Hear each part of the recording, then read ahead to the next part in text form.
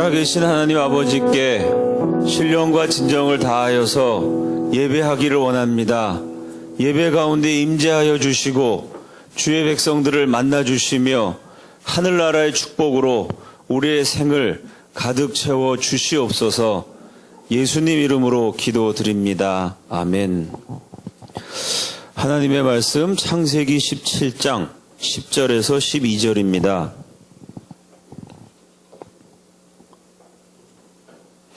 구약성경 창세기 17장 10절에서 12절입니다.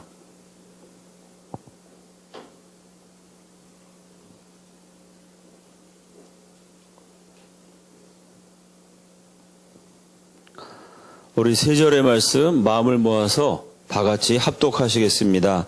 너희 중 남자는 다 할례를 받으라. 이것이 나와 너희와 너희 후손 사이에 지킬 내 언약이니라. 너희는 표피를 베어라. 이것이 나와 너희 사이에 언약의 표징이니라.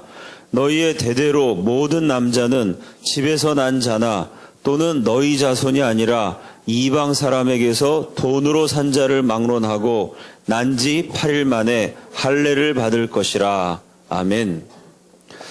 개척자 아브라함 11번째 시간입니다. 할례의 정신으로 진군하는 공동체라는 제목으로 하나님의 말씀 함께 나누겠습니다. 성경 전체에 기록된 하나님이 인간을 대하시는 방식을 두 문구로 요약할 수 있습니다. 최대한의 축복과 최소한의 요구입니다. 하나님은 사람에게 최대한의 축복을 주시면서 아주 최소한 만큼을 요구하십니다.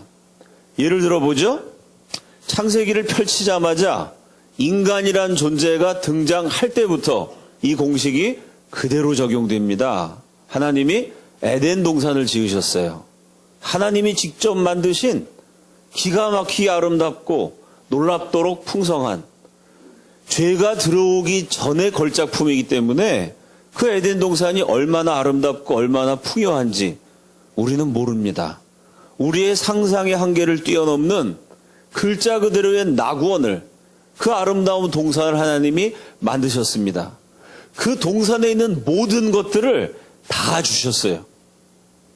그 동산에 정말 보기만 해도 감탄이 흘러나올 아름다운 꽃들 천지였을 겁니다.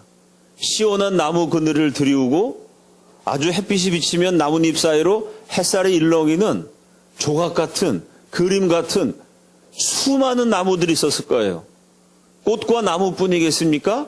아마 그 에덴 동산 전체에서 아담과 하와가 먹을 수 있는 열매, 과일은 수천 종류인지 수만 종류인지 우리가 알 수가 없습니다. 하나님이 그 많은 꽃과 나무와 열매를 다 주셨습니다. 이게 최대한의 축복이죠? 거기에 최소한의 요구를 하나 딱 덧붙였어요. 동산 중앙에 있는 선악을 알게 하는 나무. 그 열매는 먹으면 안 된다.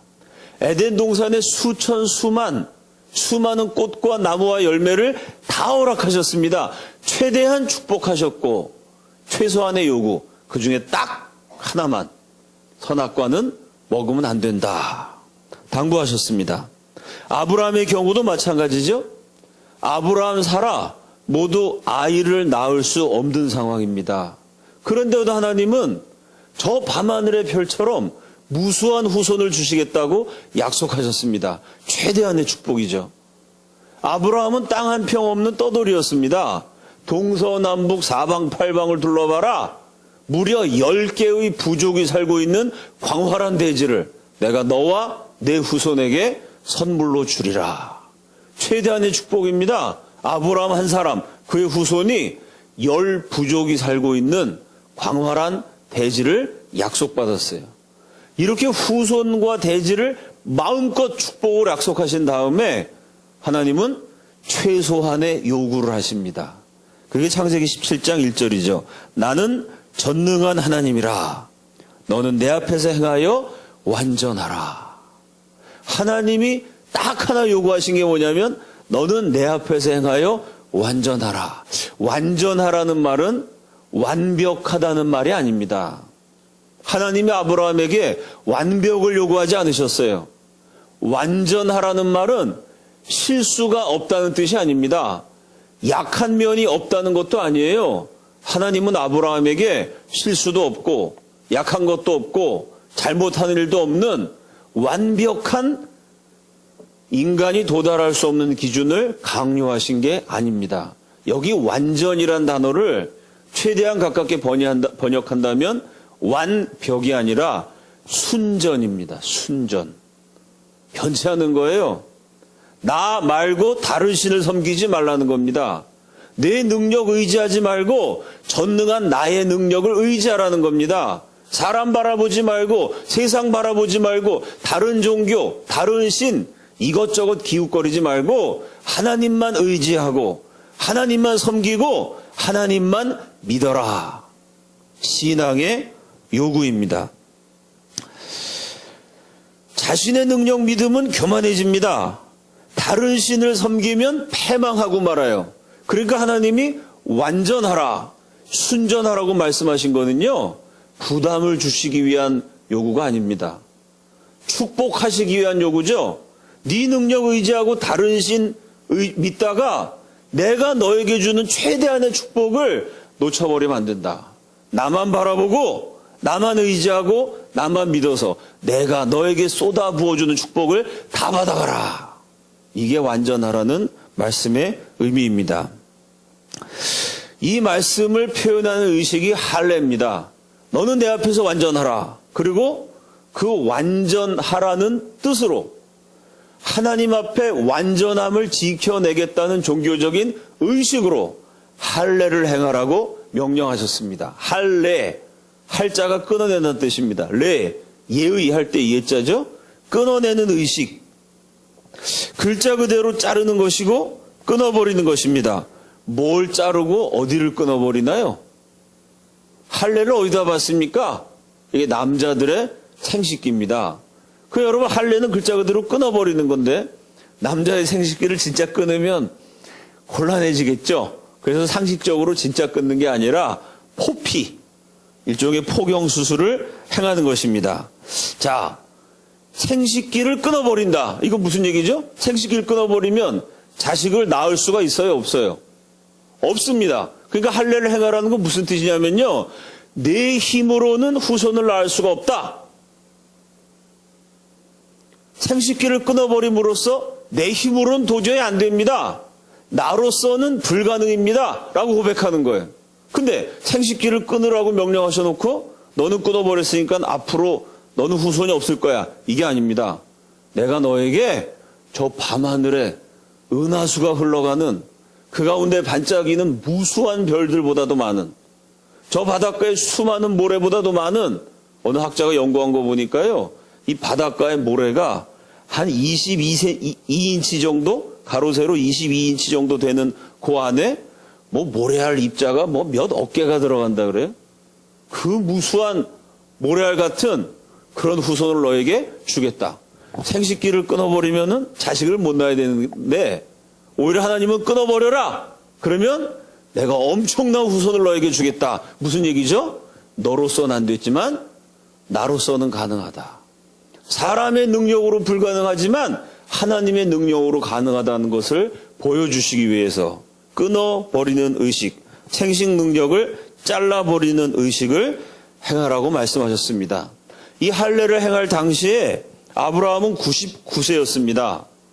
그냥 굳이 할례 행하지 않아도요, 너무 나이가 많아갖고 자식을 낳을 수 있는 능력이 없습니다. 생식 능력이 없습니다. 능력 없는 데다가 또 잘라내기까지 했으니까 이게 확인사살입니다. 이제는 정말로 안 된다. 도저히 인간의 힘으로는 안 된다.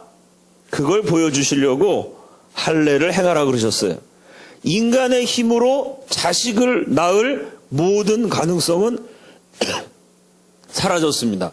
죄송합니다.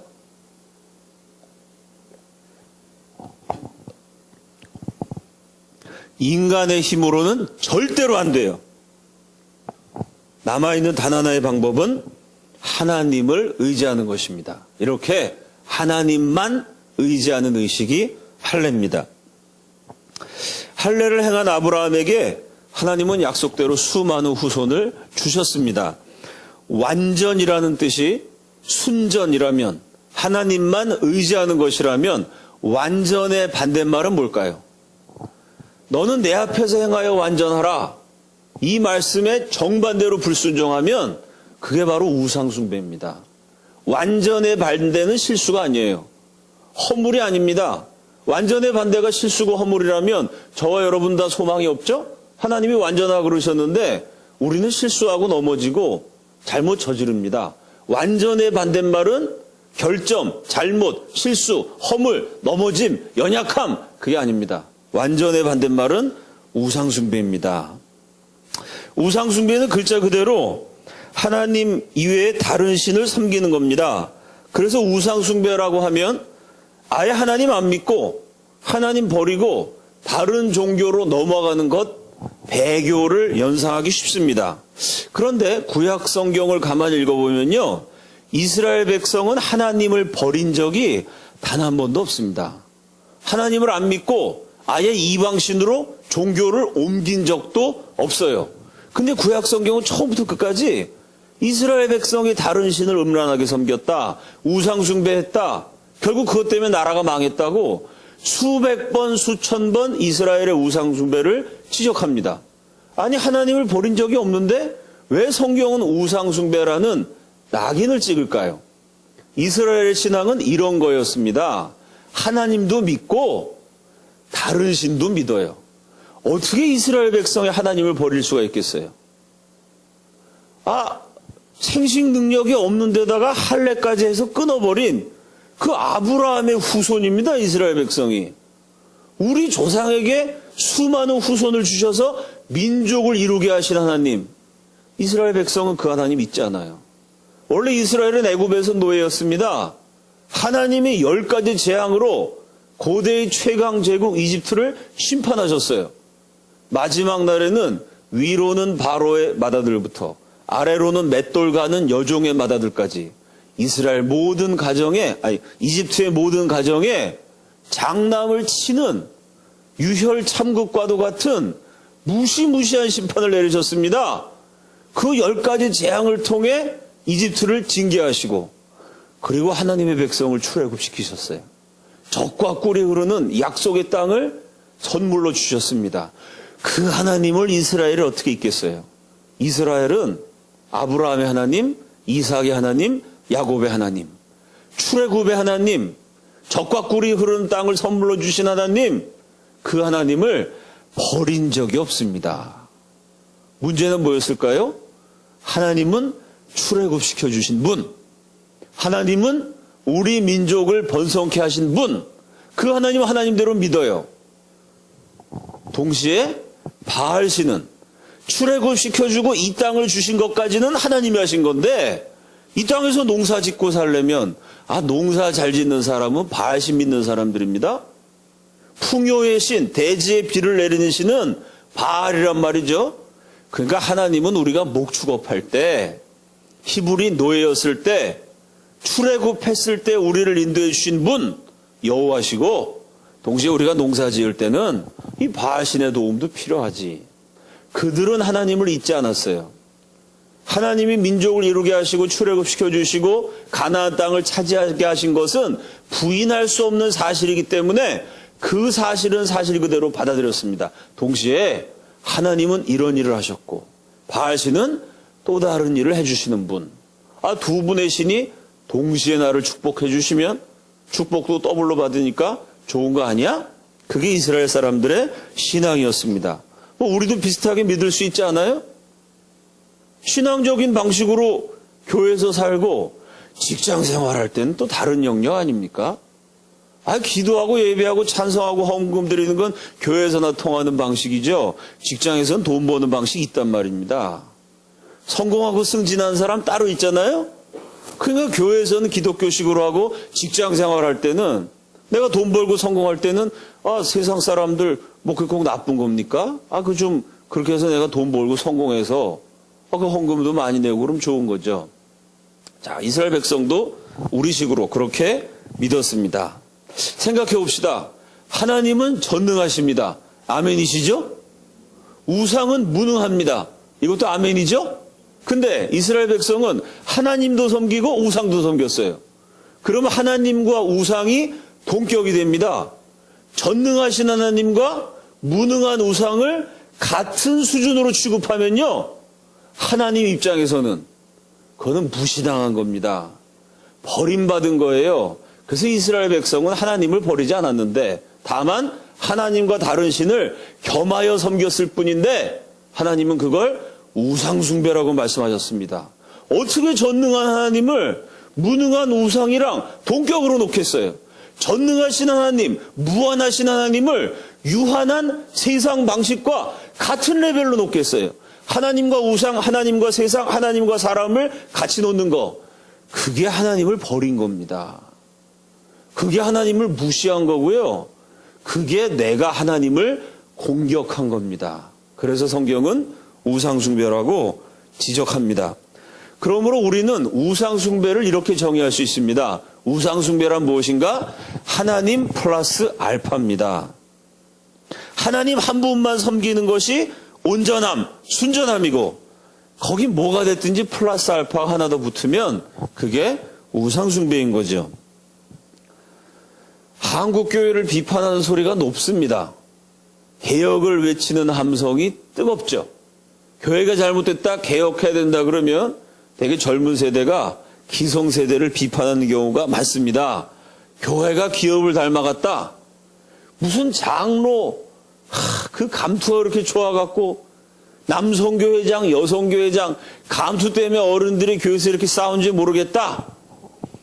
큰 교회 가갖고 사람들 많이 만나야 사업도 잘 되고 그러니까 비즈니스 차원에서 교회 가는 건 잘못됐다. 뭐 이렇게 꼬집는 목소리를 듣습니다. 근데 가만히 보면요, 교회가 썩었다 그랬을 때는 젊은 사람은 다 깨끗하고 기성세대만 썩었겠습니까? 젊은 세대나 기성세대나 글쎄 얼마나 차이가 있는지 잘 모르겠습니다. 젊은 친구들 만나보면 대형교회가 썩었고 기독교가 잘못됐고 어쩌고 저쩌고 얘기를 많이 하는데요. 그러면서 본인들은 정작 작은 교회 절대로 못 가는 사람 많습니다. 왜 그럴까요? 왜 젊은 사람들이 이렇게 어떻게든지 큰 교회 가려고 그러고, 그것도 잘 사는 동네, 뭐 얘기 들어보니까 이렇게 정해져 있다 그래요. 그 수저로 비유하자면 아주 다이아몬드 수저, 금수저, 명문대학 다니고 뻔듯한 직장 있는 청년들만 가는 교회가 있고, 거기보다 조금 단계가 낮은 사람들이 가는 교회가 있고, 제가 뭐 어느 교회라고까지 다 들었습니다만은 교회 이름은 말씀을 드리지 않겠습니다. 이 청년들도 학벌에 따라, 재산 정도에 따라, 레벨에 따라 가는 데가 정해져 있다 그럽니다. 아니 그럼 뭐 대형교회 썩었다 그러고 그게 비판하면서 왜 이렇게 기를 쓰고 큰 교회 머리 디밀려 그러냐 물어보면요, 솔직하게 또 이렇게 대답하는 사람들도 있어요. 사람이 많은 데 가야, 물 좋은 데 가야 거기서 형제도 만나고 자매도 만날 수 있지 않겠습니까? 제가 직접 들었습니다. 노골적으로 말한 청년들 여러 명 만났어요. 제가 서울에서도 개척을 했었으니까 옛날에 가르쳤던 제자들 만나가지고, 야, 내가 개척을 했는데 너 교회 한번 와볼래?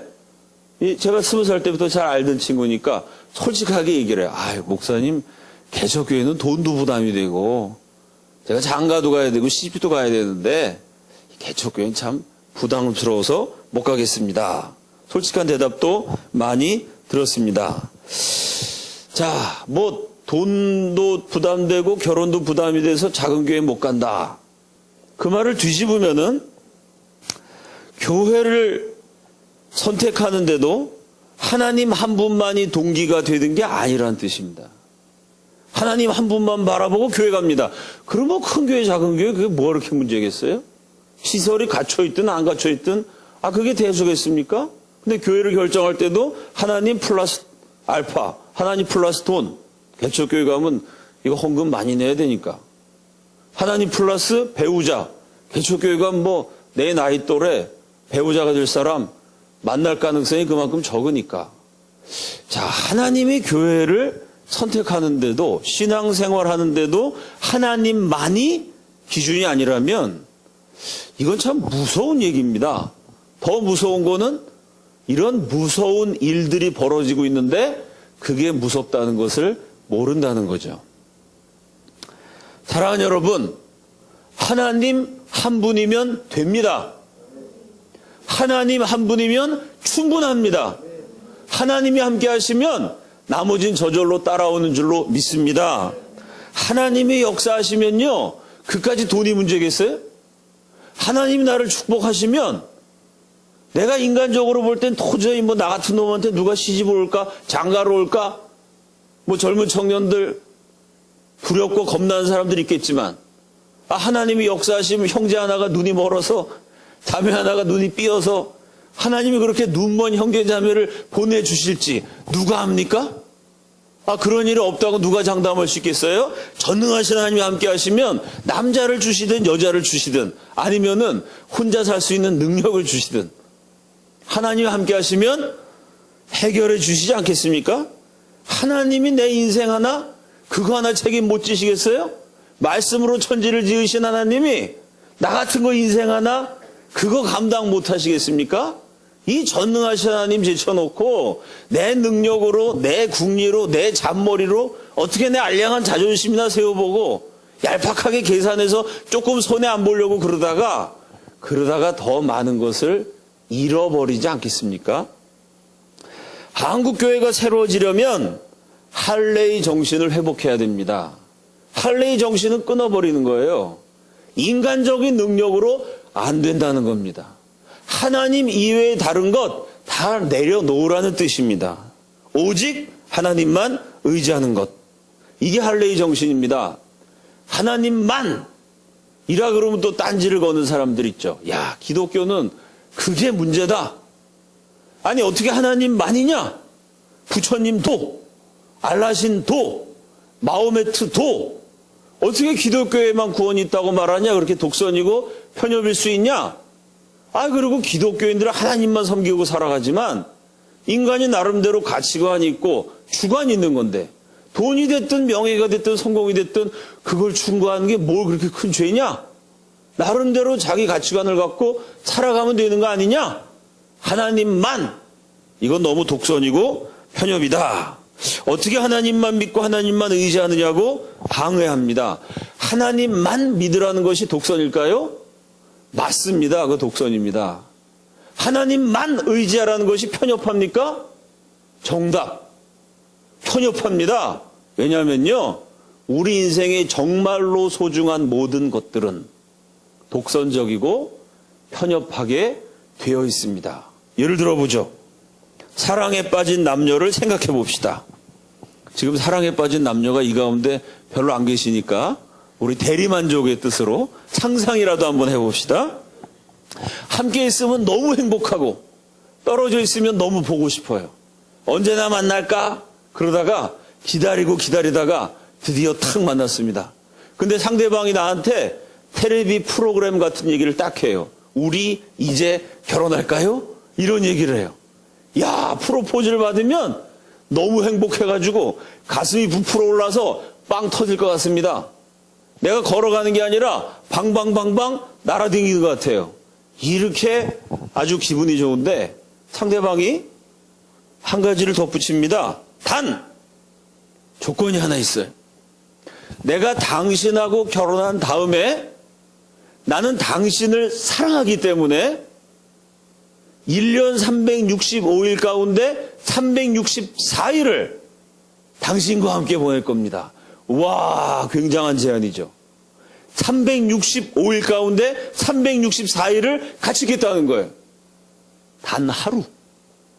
365분의 1만 내가 다른 남자를 만나겠습니다. 365분의 364를 당신과 함께 지내고 그게 사랑이니까. 365분의 1 아무것도 아니잖아요, 여러분. 그 365일 가운데 딱 하루만 다른 남자, 다른 여자를 만나겠습니다. 여러분 이렇게 얘기하면은 야, 정말 나를 위해서 그렇게 헌신해 주겠다니 감격스럽습니다. 그렇게 대답하면 그게 곧 변태입니다. 변태가 아닌 정상적인 인간이라면 365분에 364로 만족 못합니다. 그거로 안 돼요? 좋습니다. 반을 딱 자릅시다. 365일 가운데 하루가 아니라 딱 반날 24시간 반 잘라서 12시간만, 그럼 1년 가운데 730분의 1입니다.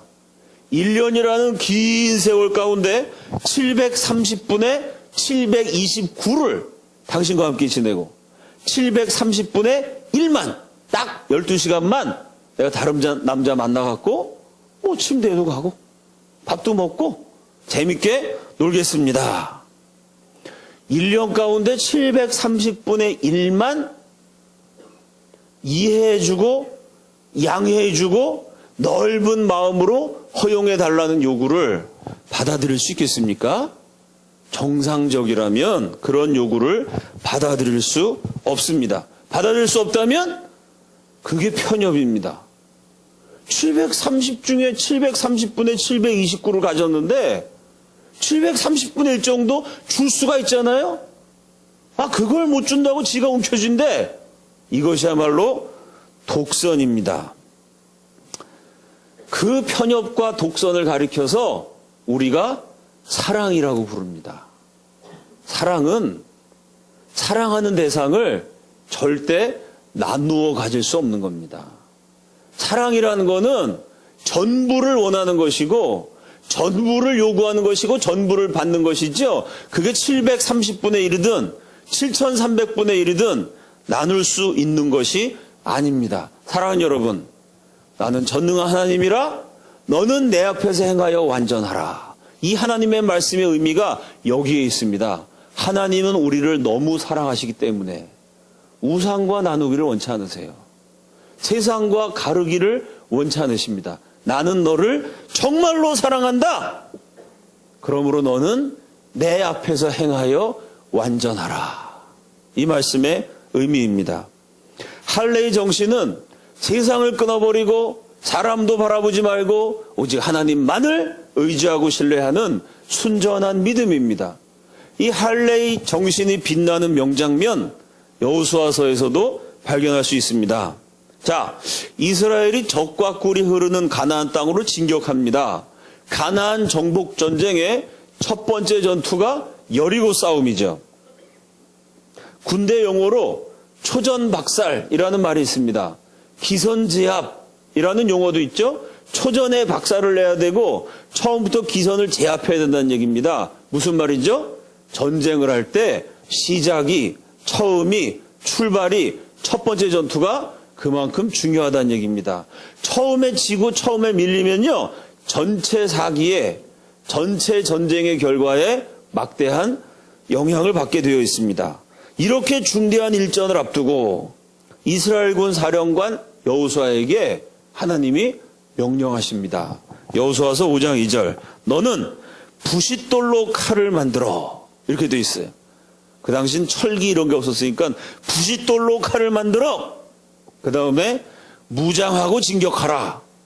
그 칼로 적을 찔러라. 가 연결되어야 할 것 같은데 전혀 뜻밖의 말씀하십니다. 너는 부싯돌로 칼을 만들어 이스라엘 자손들에게 다시 할례를 행하라. 아브라함이 받았던 창세기 할례, 여호수아서에 또다시 나옵니다. 여러분, 이 말씀이 얼마나 황당한가요? 전쟁을 앞두고 있습니다. 이 남자들이 할례를 받으면요, 며칠 동안 걷지 못합니다. 할례 받고 나면 꼼짝 못하고 상처가 아물 때까지 누워 있어야 돼요. 지금이야 마취도 놓고 잘 정리된 병원에서 세균 감염되지 않도록 여러 가지 적절한 의료적 조치를 취하면서 수술해요. 그 당시 그 할례를 얼마나 무식하게, 돌을 갈아갖고 할례를 해. 이거 겁나지 않겠어요? 돌칼로 막 포경수술을 하면은 이게 상당히 위험한 상황입니다. 염증도 많이 났을 거예요. 전쟁을 앞두고 부실돌로 갈아 만든 칼로 할례행하면 남자들이 며칠 동안 꼼짝 못하고 누워 있습니다. 그럼 할례행하고 누워 있는 동안 여리고성 안에 있는 이방 족속들이 쳐들어오면요, 몰살 당할 수 있습니다. 힘 한번 써보지 않고 죽을 수 있어요. 쉽게 얘기해서 적군이 앞에 있는데 거기서 수술하고 환자가 돼서 누워 있어라. 이게 말이 됩니까? 하나님이 이런 황당한 명령을 하셨습니다. 더 황당한 거는요, 여호수아가 그 말씀에 순종했어요. 여호수아서 5장 3절입니다. 여호수아가 부싯돌로 칼을 만들어 할례산에서 이스라엘 자손들에게 할례를 행하니라. 그 수십만 대군의 할례를 다 행해갖고요, 잘라낸 이 찰 껍데기가, 남자들 이 생식기 껍데기를 쌓아놨더니 이게 산이 됐습니다. 그래서 성경의 표현이 재밌죠? 할례산에서 할례를 행하느니라. 그게 산처럼 쌓였으면은 여리고성에서 이렇게 보면 보였을까요? 안 보였을까요? 보였죠? 할례산이니까. 저놈들이 뭐 하고 있는 거야? 쟤네는 지네 하나님 믿어갖고 할례를 한대. 그 할례가 뭔데? 그 돌칼로 이렇게 자르는 수술이야. 야, 그거 수술하면 되게 아프겠는데? 그럼 쟤네들 왜 지금 쥐새끼 한 마리 안 보이고 얼씬거리는 놈이 없어? 지금 할례 받아갖고 아파서 다 텐트에 가서 누워있어. 그래? 우리가 쳐들어가서 박살을 낼까? 적군이 할례 받는 거 다 보고 있었어요. 그때 쳐들어갔으면 몰살 당할 수도 있었을 텐데. 그 할례산을 보고도 여리고성 안에 있는 족속들이 꿈쩍도 안 합니다. 구약학자들마다 어떻게 해석하냐면은 이 이스라엘 백성이 막 출애굽을 행했잖아요. 광야에서 40년을 버티면서 굶어 죽지 않았습니다. 그러니까 이 하나님 안 믿는 사방 족속들이 이렇게 생각했다는 거예요. 옛날에는 모든 걸 종교적인 관점에서 봤기 때문에요. 야, 쟤네 이스라엘이 믿는 야훼 신이 힘이 무지하게 세다.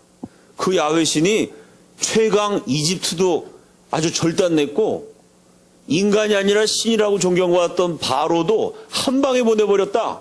근데 지금 쟤네들이 할례라고 그 신한테 신의 명령을 따라 의식을 행했기 때문에 지금 우리가 잘못 건드렸다가는 그 야훼 신, 여호와 신의 진노를 받아서 우리가 더 어려워질 수 있다. 이런 종교적인 공포감 때문에 할례 행하고 누워서 꼼짝 못하는 거 알면서도 쳐들어가지 못했다. 많은 구약학자들은 그렇게 해석합니다.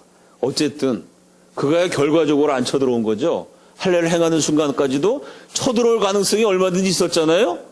근데 하나님이 2절에서 할례를 행하라. 곧바로 3절에서 하나님, 근데 이거 행해도 괜찮을까요? 라는 질문이 없어요. 2절에서 행하라. 3절에서 2절 어떻게 시작됐냐면 너는 부싯돌로 칼을 만들어, 이렇게 시작돼요. 3절이 여호수아가 부싯돌로 칼을 만들어 하나님 말씀하신 그대로 순종했습니다.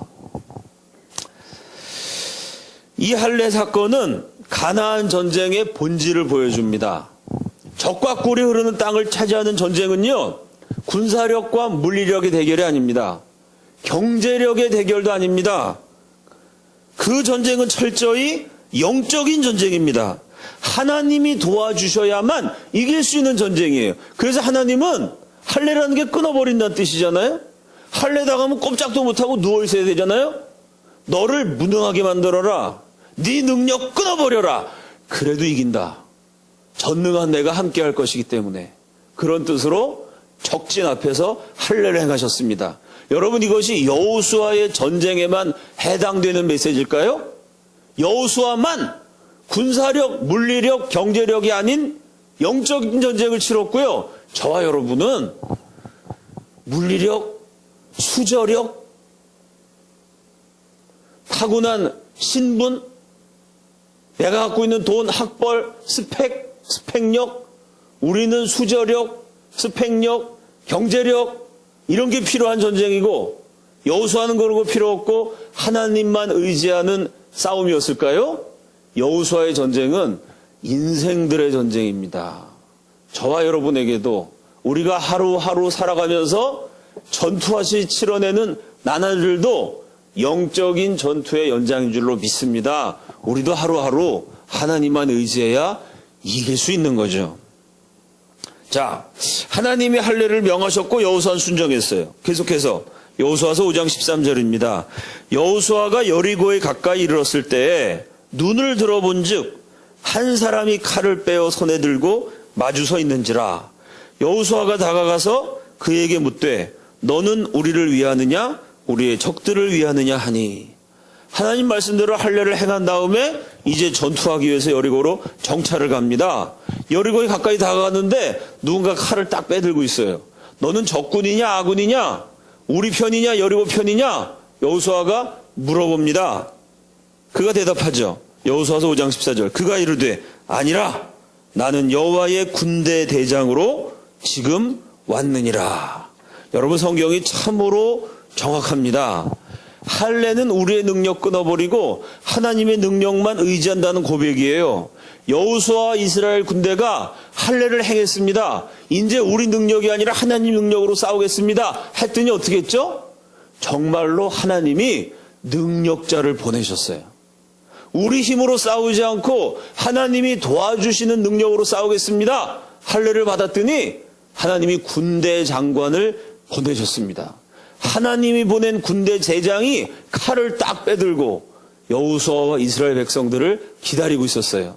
사랑하는 여러분, 하나님의 군대 장관을 누가 물리칠 수 있을까요? 전능하신 하나님이 보내셔서 칼을 빼들고 택한 백성을 위해서 싸우는 하나님이 보내신 호위 무사를 감히 누가 쓰러뜨리겠어요? 하나님이 보낸 군대 장관을 이길 수 있는 군대, 세력, 누가 있겠습니까? 내 능력을 끊어버리고 오직 하나님만 의지하면 이렇게 천하무적이 된다는 것을 성경은 여호와의 군대 장관으로 보여줍니다. 할례의 정신으로 100살 된 아브라함, 밤하늘의 무수한 별들처럼 많은 후손들을 낳았습니다. 할례의 정신으로 여호수아와 이스라엘 군대, 적과 꿀이 흐르는 땅을, 약속의 대지를 축복으로 차지했습니다.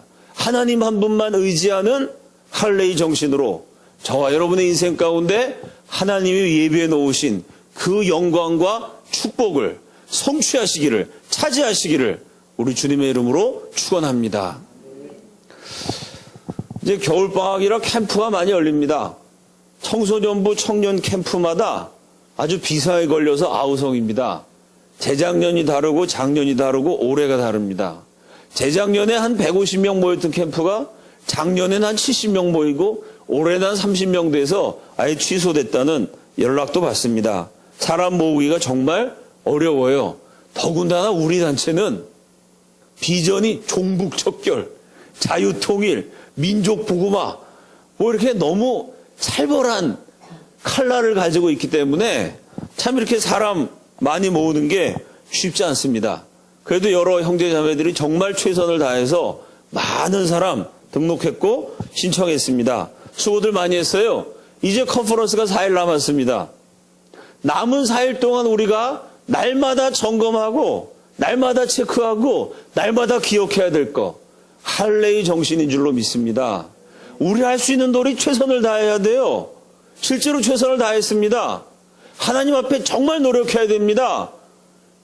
정말 노력 많이 했어요. 근데 그것만 갖고 안 돼요. 우리의 최선만 갖고 인생이 됩니까? 하나님이 도와주셔야 됩니다. 우리가 최선을 다했지만 이것만 가지고 안 됩니다. 우리가 노력했지만 내 노력, 내 능력, 나는 그거 믿고 사는 사람이 아닙니다. 전능하신 하나님과 함께 해주셔야 됩니다. 하나님이 함께 하셔야지 그 하나님의 도와주심에 비하면 내가 할 수 있는 건 아무것도 없습니다. 이런 할례의 정신으로 진군하시기를 주님의 이름으로 축원합니다. 이번 컨퍼런스는 그래서요, 하나님의 역사하시는 집회가 돼야 됩니다. 하나님이 축복해 주셔야 됩니다. 하나님이 참여하신 분들 한 사람 한 사람을 만나 주셔야 돼요. 이 시대의 청년들을 비틀거리는 대한민국을 바로잡을 수 있는 크리스찬 리더로 우리 하나님이 세워주셔야 됩니다. 저 사악한 북한 정권을 무너뜨리고 고통당하는 북한 동포를 해방시키는 역사의 획을 긋는 리더가 되도록 누가 만들 수 있겠어요? 우리가 무슨 역사의 주인입니까? 내가 노력한다고 내가 크리스찬 리더가 되고 내가 능력이 있어서 통일의 주역이 되겠어요? 우리는 그렇지 않다고 믿습니다. 하나님이 하셔야 됩니다.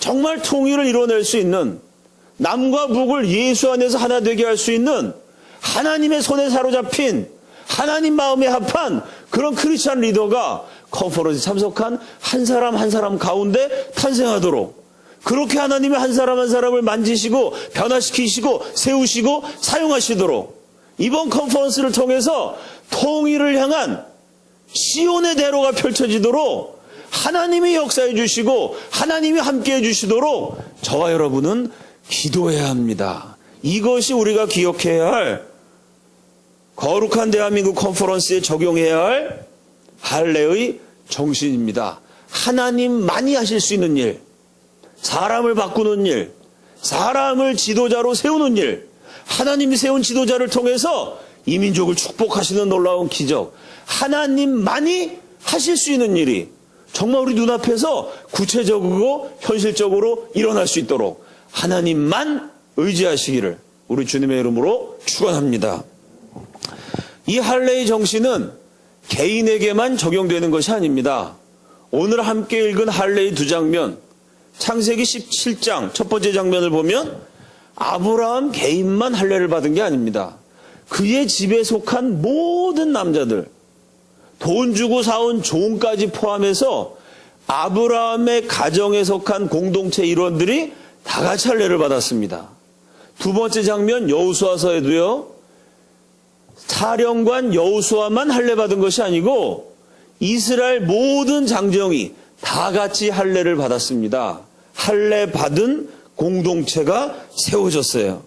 그리스도인의 공동체는 할례를 받은 사람, 마음의 할례를 간직하는 사람, 할례의 정신으로 전진하는 공동체입니다.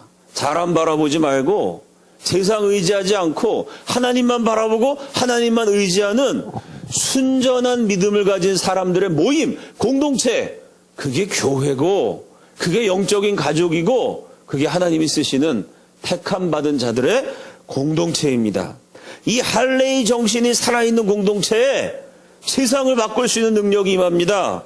하나님으로 충분한 공동체에 하나님의 축복이 임합니다. 우리 거룩한 대한민국 네트워크가 그런 공동체가 되어야 합니다.